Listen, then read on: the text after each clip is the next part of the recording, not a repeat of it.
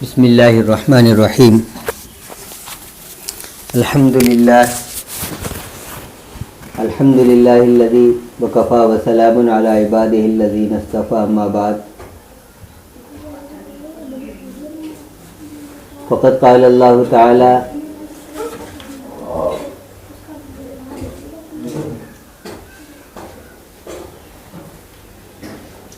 قل هو اللہ احد اللہ الصمد لم یلد ولم یولد ولم یکن له کفوا احد وقال تعالی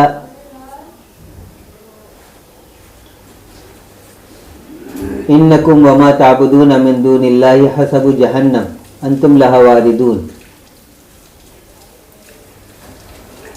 محترم بزرگوں اور عزیز دوستوں، اللہ تبارک و تعالیٰ کا لاکھ لاکھ شکر اور احسان ہے کہ اس نے ہم کو اپنے فرما بردار بندوں میں بنا کر اس دنیا کے اندر بھیجا، اور اس دنیا کے اندر آ جانے کے بعد میں ہم نے اپنے آپ کو سمجھا اور جناب نبی کریم صلی اللہ علیہ وسلم کے لائے ہوئے کلمے کے اوپر ہم ایمان لائے، اس کا اقرار کیا۔ اس اقرار کا نتیجہ یہ ہوا کہ آج ہم اللہ کے گھر کے اندر آنے والے بنے۔ اللہ کے گھر کے اندر آنا اور اللہ کی بات کو سننا یہ بہت ہی بڑی فضیلت کی چیز ہے۔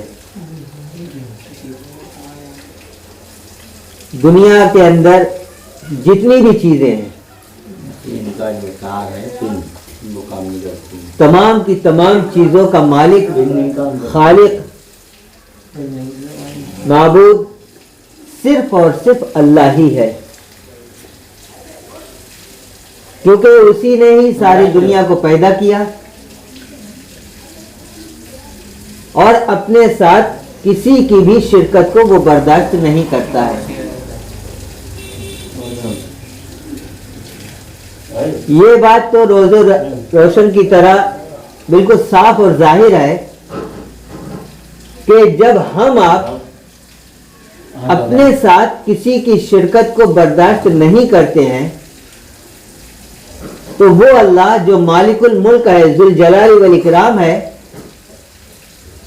وہ کسی کے ساتھ اپنی شرکت کو کیسے برداشت کر سکتا ہے؟ ایک بہت چھوٹی سی مثال ہے، ہمارے گھر کی مثال ہے کہ ہم شرکت کو برداشت کیسے نہیں کرتے ہیں۔ ہماری شادی ہوئی اور شادی ہونے کے بعد میں جس بیوی کو ہم اپنے گھر کے اندر لے کر آئے ہیں، اگر وہ بیوی 4 دن کے بعد ہمارے ساتھ کسی اور کو شریک کر لے تو کیا ہم اس بات کو برداشت کر سکتے ہیں؟ ہرگز نہیں کرتے ہیں۔ شاید ہی کوئی بہت ہی خسیس مزاج کا انسان ہو، لاکھوں میں کوئی، کروڑوں میں کوئی، لیکن عام انسان اس چیز کو برداشت نہیں کر سکتا کہ سارا خرچہ تو میں نے کیا ہے، سارے ناز نخرے میں نے اٹھائے ہیں اور تیرے ساتھ فائدہ اٹھائے کوئی اور۔ ہماری طبیعت جب گوارا نہیں کرتی ہے تو وہ اللہ جس نے ہم کو ہوا دی، پانی دی، روشنی دی، ہم کو یہ آنکھیں دی، سوچنے اور سمجھنے کے لیے عقل دی، اور ہمارے لیے اس اللہ نے دنیا کی ہر چیز کو مسخر کر دیا کہ جو چیز چاہو تم استعمال کرو، ہر حلال چیز تمہارے لیے حلال ہے۔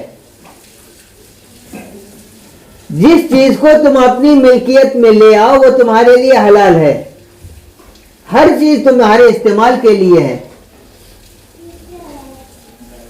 جس طریقے سے جو چیز استعمال ہونا ہے اس طریقے سے تم اس کو استعمال کرو، اپنے طریقے سے نہیں۔ مثال کے طور پر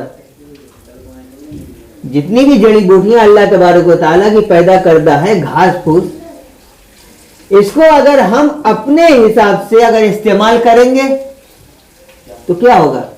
ظاہر بات ہے فائدے کے بجائے ہمارا نقصان ہوگا۔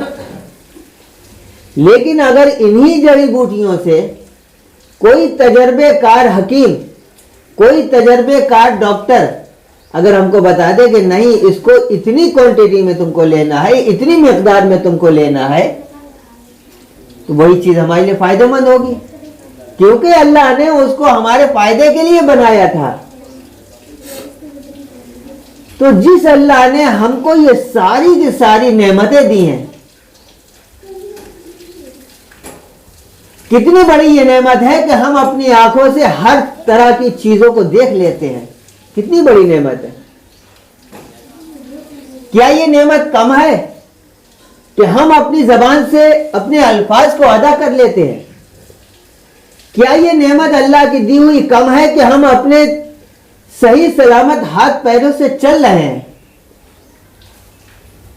کیا یہ نعمت ہمارے لیے کم ہے کہ ہم 3 وقت کا کھانا کھا رہے ہیں؟ وہی اللہ اگر اپنی مشینری کے اندر ذرا سی بھی، ذرہ برابر بھی کوئی کج پیدا کر دے تو مجال کیا ہمارے منہ کے اندر ایک نوالا تک جا سکے؟ سوال ہی نہیں ہوتا ہے۔ وہ اللہ جس نے ہمارے جسم کے اندر ایسی ایسی چیزیں کارگر بنائی ہیں جو 24 گھنٹے اپنے کام میں لگی ہوئی ہیں، اور کسی بھی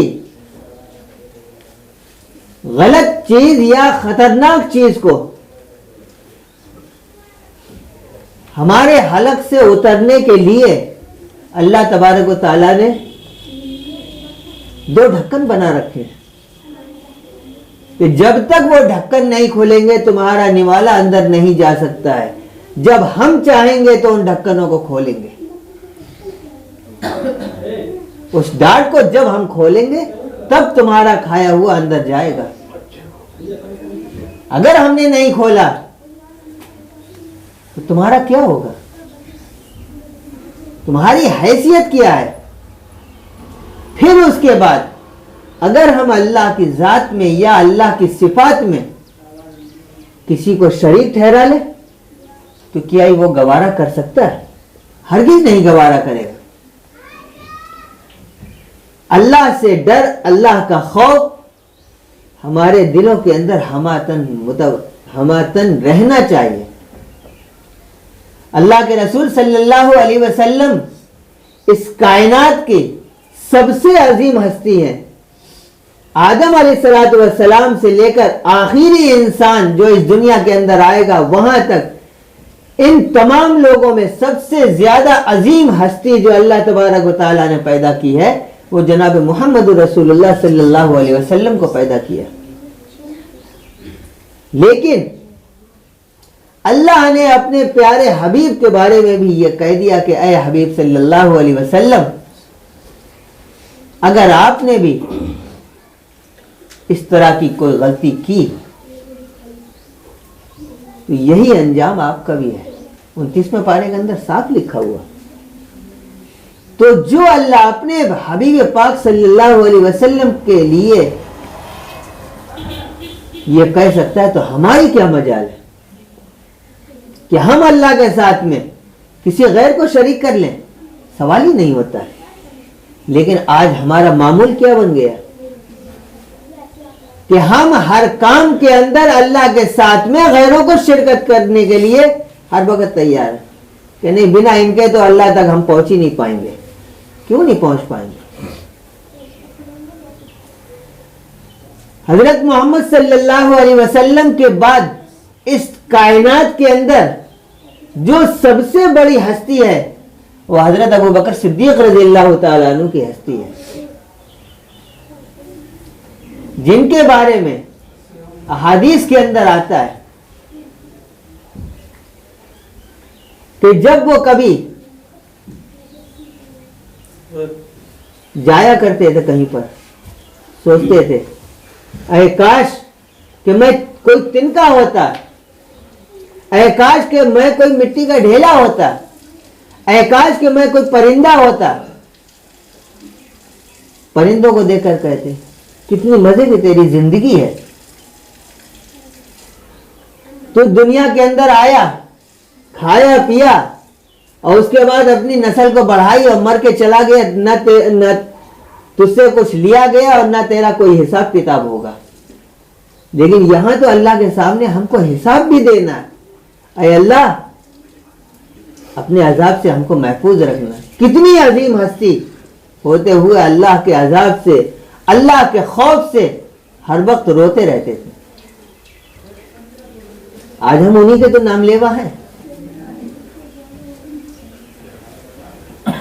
उनके नाम लेवा होते हुए अल्लाह का कोई खौफ हमारे दिलों के अंदर बिल्कुल नहीं, वो सब निकल चुका है। हमारे अंदर क्या रह गया है? हम क्यों दिगरे ने, हमारे जैसा है कौन? अरे मुझसे कौन मुकाबला कर सकता है? किसकी क्या मजाल है? घर में भले ही फाका हो, लेकिन दादागिरी दिखाने के अंदर और दूसरे को कमतर समझने के अंदर हम पीछे नहीं हटते। अल्लाह का खौफ जब हमारे अंदर होता है तो फिर अल्लाह ही हमको नजर आता है, फिर अल्लाह हमारी मदद करने के लिए भी आता है। हर कदम पर अल्लाह हमारी तरफ मुतवज्जे रहता है। और जब हम अपनी जिंदगी को अल्लाह की नाफरमानी और अल्लाह के साथ शिर्क करने के साथ में जब गुजारते हैं और फिर उसके बाद हम ये कहते हैं कि अल्लाह की मदद कब आएगी, तो जरा अपनी अकल से सोचिए कि हमने अल्लाह के लिए क्या किया था। अल्लाह तो हमारे लिए हमअतन तैयार है, लेकिन हमने अल्लाह को इतना गजबनाक कर रखा है कि अल्लाह की तवज्जो हमारी तरफ से हटती चली जा रही और हम वक्त पस्तियों के अंदर ही गिरते चले जा रहे हैं। और ये सारी की सारी चीजें हमारी बदआमालियों का नतीजा है। और हमारी बदआमालियां क्या है? वही सबसे बड़ी बात है शिर्क। अल्लाह की जात में या अल्लाह की सिफात में अल्लाह के बराबर किसी को शरीक करना। मेरे भाइयों, दोस्तों, हमने खुद अपने कानों से सुना है, अपने ही लोगों के जबानी, वो फलाने साल हमने 11वीं शरीफ की देग नहीं करी थी तो हमारे ऊपर ये बाबा ने परेशानी डाल दी। अपने कानों से सुनी हुई है। क्या बाबा अल्लाह की जात से बड़े हो गए हैं? हम इस बात को क्यों नहीं सोचते हैं कि हमने नमाजें कितनी पढ़ी हैं? बाबा एक देग से नाराज हो जाते हैं और अल्लाह खुश हो जाएंगे आपके। नमाजों से हमारी गफलियत है। अरे नमाज कौन पढ़े, जब बूढ़े हो जाएंगे तब पढ़ने लगेंगे। यह हमारी एक सोच बन चुकी है कि हम अभी मरे जा रहे हैं, पढ़ लेंगे, अभी कोई टाइम निकला जा रहा है। मेरे भाइयों, मौत का कोई वक्त मुकर्रर नहीं है। आज हम अपने सामने देखते हैं कितना नौजवान चलते फिरते चला जाता है। खांसी आई, हलक बंद हुआ, शाम तक मालूम है हॉस्पिटल के अंदर रहे और चले गए। क्या हमको मोहलत मिली है? हरगिज मोहलत नहीं मिली है। पेट में दर्द उठा, उल्टी आई, हॉस्पिटल गए, मालूम है चले गए, कहते कहते हाँ कल से नमाज शुरू करेंगे। मेरे भाइयों, होश के नाखून लेना है, अपने औकात को सही तौर से इस्तेमाल करते हुए अल्लाह के लिए हमको खर्च करना है। हमको अपनी बीवी बच्चों के लिए जो रोटी कमाना है हलाल तरीके से कमाना है और उसके अंदर से अल्लाह के लिए वक्त भी निकालना है ताकि अल्लाह के घरों को हम आबाद कर सकें। और जब तक हम अल्लाह के घरों को आबाद नहीं करेंगे तब तक हमारे घरों के अंदर, समझ सकते क्या हम कहना, हमारे घरों के अंदर बरकत नहीं आ सकती। मुअज्जिन कह रहा है, अल्लाह पुकार रहा है, हैया अलल फलाह, हैया अलल फलाह। कामयाबी इधर है और कामयाबी हम ढूंढ रहे हैं बाजारों के अंदर, कभी मिल सकती है। मालिक हमारे लिए आवाज लगवा रहा है, आओ इधर, आओ इधर, इधर है सब कुछ। हम सोच रहे नहीं उधर नहीं है, इधर है। हमारे दिमाग की, जो हमारा दिमाग कहेगा हम उसकी तरफ मानेंगे। मेरे भाइयों, अपनी जिंदगी के औकात को बहुत अच्छी तरीके से गुजारिए। अल्लाह ने हमको जो मोहलत जितनी भी दी है, हमें कोई पता नहीं है कि हम यहाँ से बाहर भी निकल सकेंगे, कोई पता नहीं है। इसके लिए मैंने पिछले हफ्ते ही बताया कि जितने भी हमारे गुनाह हुए हैं अल्लाह उनको सबको माफ कर देगा। इस्तिग़फ़ार का विर्द रखिए, अस्तग़फ़िरुल्लाह अस्तग़फ़िरुल्लाह, अल्लाह मुझसे जो भी गुनाह हुए सबको तू माफ कर दे। और अब मैं तहे दिल से इसका इकरार करता हूँ कि 5 वक्त की नमाज की पाबंदी करूंगा। सिर्फ 5 वक्त की नमाज की पाबंदी कर लीजिए, उसके बाद अपने घरों को आप देख लीजिए। अल्लाह तबारक व तआला हम आपको कहने सुनने से ज्यादा अमल की तौफीक अता फरमाए। नमाज अच्छी तरीके से पढ़ना है, खुशू खुजू के साथ पढ़ना है, रुकू और उसके सजदे को अच्छी तरीके से अदा करना है। नमाज के फराइज में जैसा कि हमने बताया था कि अंदर के फराइज में अल्लाहु अकबर कहने के बाद में हमको खड़ा होना लाजमी है। कितनी मिकदार खड़ा होना है ये मैंने बताया था, सुबहान अल्लाह सुबहान अल्लाह सुबहान अल्लाह, कम से कम इतनी मिकदार हमको खड़ा होना लाजमी है। उसके बाद हमको रुकू करना है। तो खड़ा होना है, कयाम करना, उसके बाद सही तौर से हमको रुकू करना है। रुकू करने का तरीका यह है कि अपने सर, पीठ और कमर को बिल्कुल एक लेवल में रखना है। ऐसा नहीं कि सर को अपने ज्यादा झुका दिया या कमर को गोल कर लिया, ऐसा नहीं, बल्कि तीनों चीजों को बिल्कुल बराबर रखना है और अपनी निगाहों को पैरों की उंगलियों के ऊपर रखना है। फर्ज है आपके लिए रुकू करना। तीसरा फर्ज है सजदा करना। रुकू के बाद खड़ा होना है, खड़ा होने के बाद में आपको फिर सजदा करना है। रुकू के बाद जो खड़ा होना है वो वाजिब है और सजदा करना फर्ज है। इसलिए रुकू करना और सजदा करना और दोनों सजदों के दरमियान में बैठना ये फर्ज है। ये जो है आप एक एक दो दो तीन तीन करके याद करते रहिए, जहन नशीन करते रहिए, ताकि हमारी नमाजें भी दुरुस्त हो जाएं। और जब हमारी नमाजें दुरुस्त हो जाएंगी तो हमारा नमाजों के अंदर दिल भी लगने लगेगा। अल्लाह तबारक व तआला कहने सुनने ज़्यादा अमल की तौफीक अता फरमाए।